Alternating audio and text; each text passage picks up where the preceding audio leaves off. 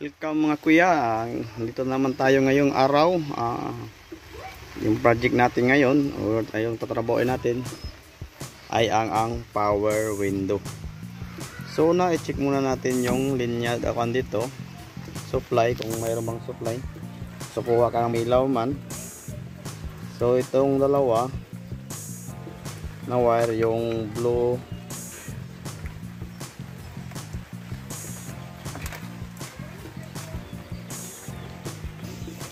So ngayon mga kuya, itis natin yung brown stripe yellow.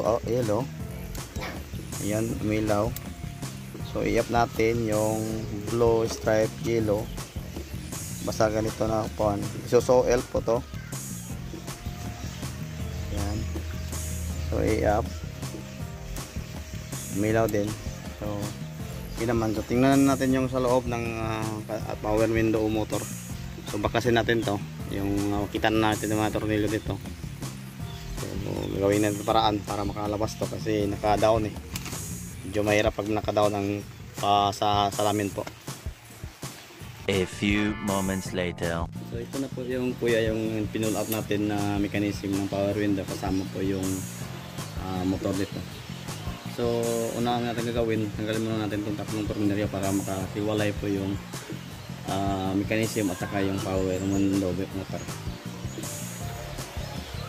Das war ein Befehl! Der Angriff Steiners war ein Befehl!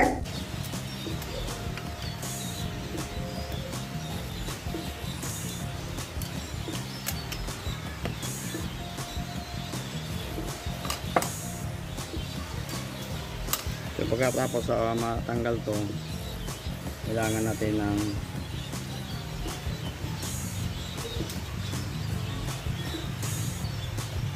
ingat kasi paano eh,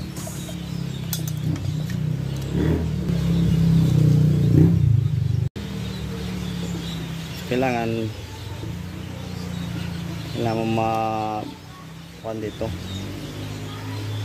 mahawakan mo dito ang portion para hindi siya mabiglang gumalaw yung dito, yung spring, kasi matigas ng spring to yan. Okay.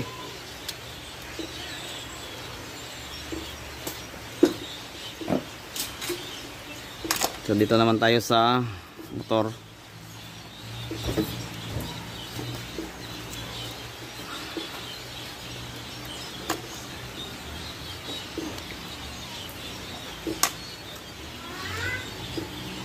Tingnan natin ito mga kuya kung mayroon bang carbon bus pa to.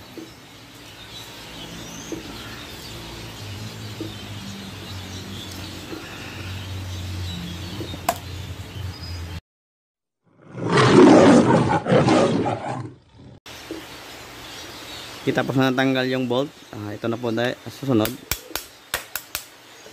So hatakin lang natin palabas. Ayan, kinuhaan ko na yung dito para mahatak natin palabas.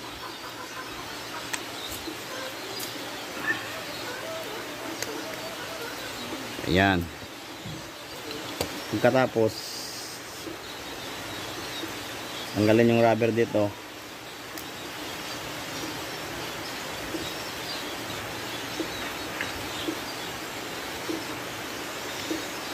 Pagkatapos matanggal yan, madali na yan bunutin yung armature. Tingnan natin mga kuya kung bakit ayaw siya umikot. So sa tingin ko mataas pa rin itong carbon bus.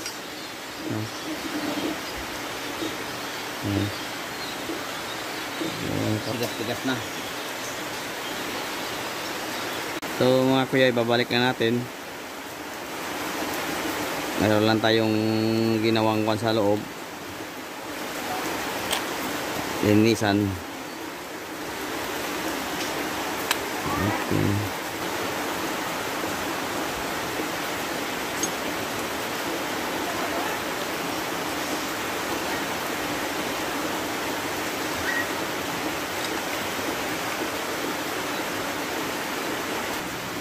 Lagyan natin ng mga Lagyan ng mga, lagyan natin ng oil yung kanya dito, joint para dudulas.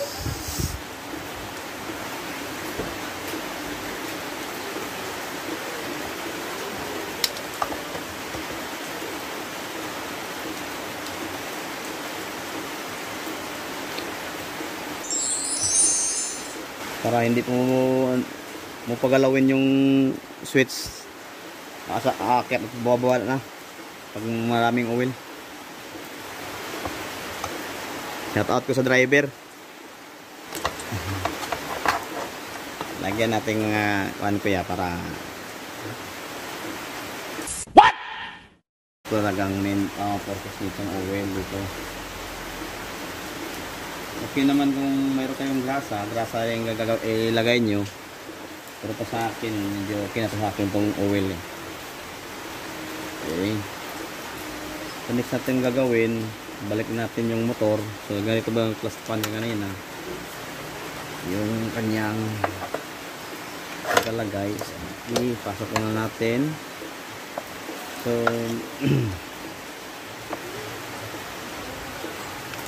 ito yung nakapan kanina mga kuya. Ayan. So dito sa kabila medyo maiksi yung bolt. So yung dalawa malataas yung, so mayroon po siyang washer dito nilagay. Ayan, dito na ilagay sa kanya. Ipasok na natin dito. Sa tatlo may isa pong mataas na bolt talaga para po dito yan sa ilagay.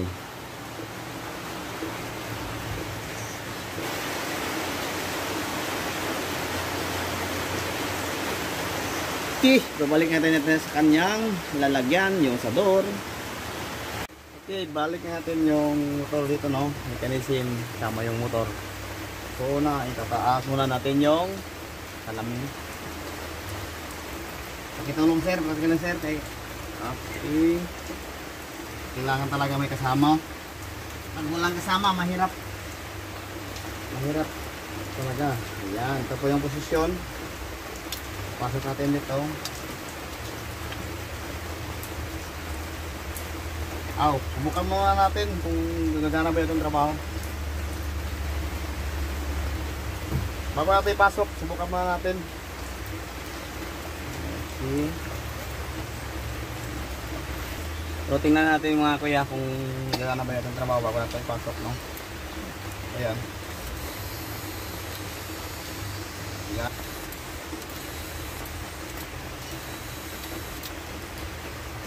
Ayan. So, gawin natin para hindi tayo mahirapan.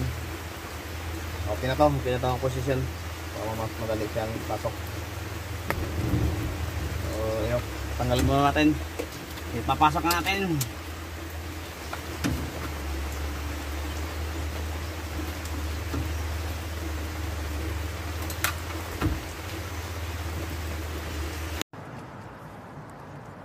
Ito mga kuya, subukan natin ibaba, no?